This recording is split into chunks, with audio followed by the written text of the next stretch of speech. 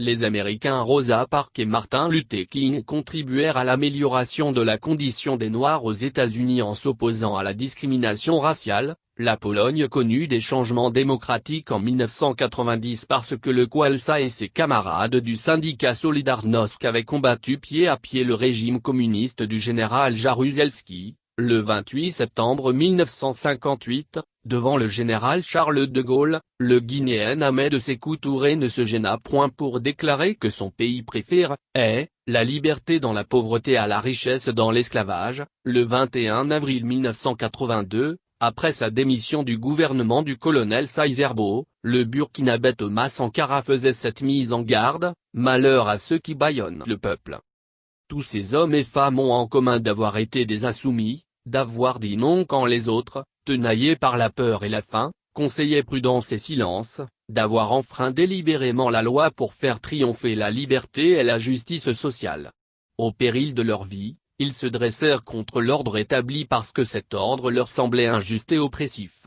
C'est qu'ils avaient compris qu'exister, c'est résister, résister à toutes les ambiguïtés, à toutes les oppressions, à toutes les compromissions, à tous les immobilismes. En 1990, la Côte d'Ivoire sortait d'un certain immobilisme avec l'avènement du pluralisme dans la foulée de la réinstauration du multipartisme que le premier président considérait comme une vue de l'esprit. Cette année-là, des hommes et des femmes se levèrent pour dire non à un ordre étouffant établi par Houphouët, non à une vision du monde qui n'autorisait qu'un parti politique, le peu de si, une pensée unique, une presse unique, Fraternité Matin et Fraternité Hebdo, un syndicat unique pour les travailleurs, l'UTSI, un mouvement unique pour les étudiants, le MEICI, etc.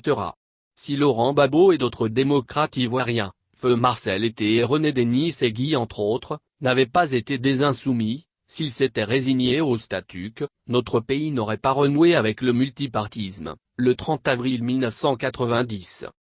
Par conséquent, ceux et celles qui sont perçus comme des insoumis ne devraient ni culpabiliser, ni baisser la tête. Ils devraient plutôt porter cette étiquette avec fierté, la voir comme un honneur qui leur est fait. Bref, ils n'ont ni complexe ni mauvaise conscience à avoir.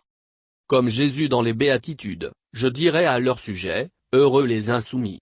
Tôt ou tard, la patrie leur sera reconnaissante car ils ont résisté à ceux qui aiment la Côte d'Ivoire mais détestent ses enfants.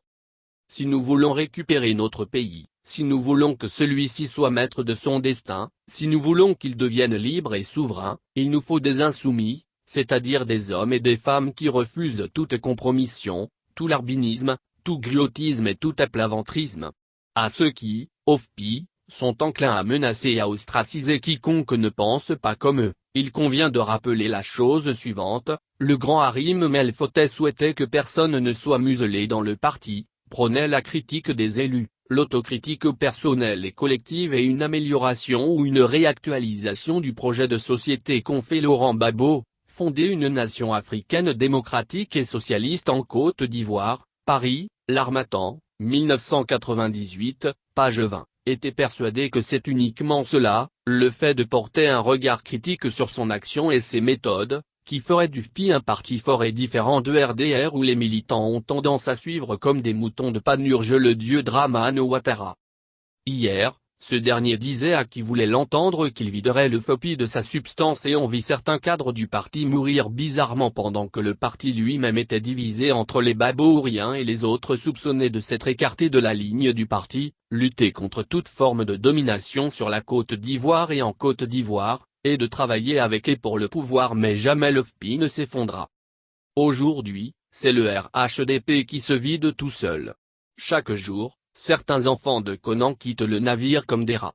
D'autres, sous prétexte de soigner le Covid-19 contracté on ne sait comment et quand, ont commencé à se mettre à l'abri en Europe. Tous savent que tout cela risque de mal finir car un empire bâti sur le faux, le pillage et le crime n'a pas une longue existence. Tous répètent que le lion, surnom d'Amadou Gon Coulibaly, qui s'est couché pour de bon fut un grand serviteur de l'État mais, en leur âme et conscience, ils sont convaincus qu'il était sectaire, violent et intolérant. Après le balayeur balayé, le général Robert Guy avait été chassé du pouvoir par la rue en octobre 2000 après s'être proclamé vainqueur de l'élection présidentielle, nous avons maintenant les traîtres trahis.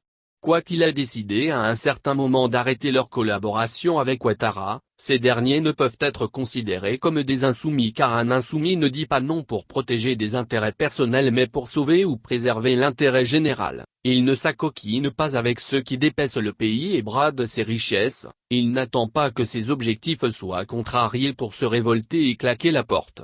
Anaki Kobenant, Francis Vaudier, Charles Conan-Banny, Henri Conan-Bédier, Soroki Bafori, Marcel Montano, Mabry Touakeus et Daniel Kablandencan ont quitté Ouattara, non parce qu'ils avaient pris conscience d'avoir mal fait et d'avoir fait du mal au pays en le suivant, mais parce qu'ils n'ont pas obtenu ce qu'ils espéraient pour eux-mêmes et pour leur famille. Je lis ça et là qu'ils ont abandonné Dramane Ouattara parce que ce dernier les aurait trahis, parce qu'ils n'auraient pas tenu les engagements pris à leur égard. Mais Ouattara a-t-il jamais respecté sa parole? A-t-il réalisé une seule promesse? Il avait promis, par exemple, de s'installer à Yamoussoukro pour rendre effectif le transfert de la capitale politique. L'a-t-il fait? Non. A-t-il doté le pays de 5 universités flambant neuves comme il l'annonça pendant la campagne électorale de 2010? Non. Au lieu de jouer les victimes sur le sort desquelles on devrait s'apitoyer, Duncan, Soro, Montano, Mabry et les autres devraient se rendre compte que les premiers vrais traîtres, ce sont eux-mêmes pour avoir soutenu ou aidé un individu qui, entre 1989 et 1993, nous avait déjà montré qu'il n'était ni compétent, ni honnête, ni démocrate, ni humain. Ces traîtres trahis ne devraient s'en prendre qu'à eux-mêmes. Cupides et ne pensant qu'à leurs intérêts, c'est à cause d'eux que l'Ivoirien est en train de devenir étranger dans son propre pays. Ailleurs, où le peuple ne badine pas avec l'amour et la défense de la patrie, ils auraient été purement et simplement fusillés, guillotinés ou pendus haut et court. Le RHDP, cette secte qui voulait faire disparaître le PDCI et le FPI, se vide et sombrera bientôt comme le Titanic parce que bien mal acquis ne profite jamais. À mon avis, le naufrage du navire aurait eu lieu bien plus tôt et des morts inutiles auraient été évitées si le pays avait eu des insoumis et des insoumises, si les chrétiens n'avaient pas oublié que le Dieu qu'ils prient et invoquent leur demande de mettre au pas l'oppresseur, de rendre justice à l'orphelin et de défendre la cause de la veuve Isaïe, 1, 17, si le peuple ivoirien s'était montré aussi courageux et aussi déterminé que celui du Mali qui a pris la rue les 5 et 10 juillet 2020 pour exiger la démission d'Ibrahim Boubacar Keïta accusé de n'avoir pas réussi à arrêter les violences djihadistes et intercommunautaires.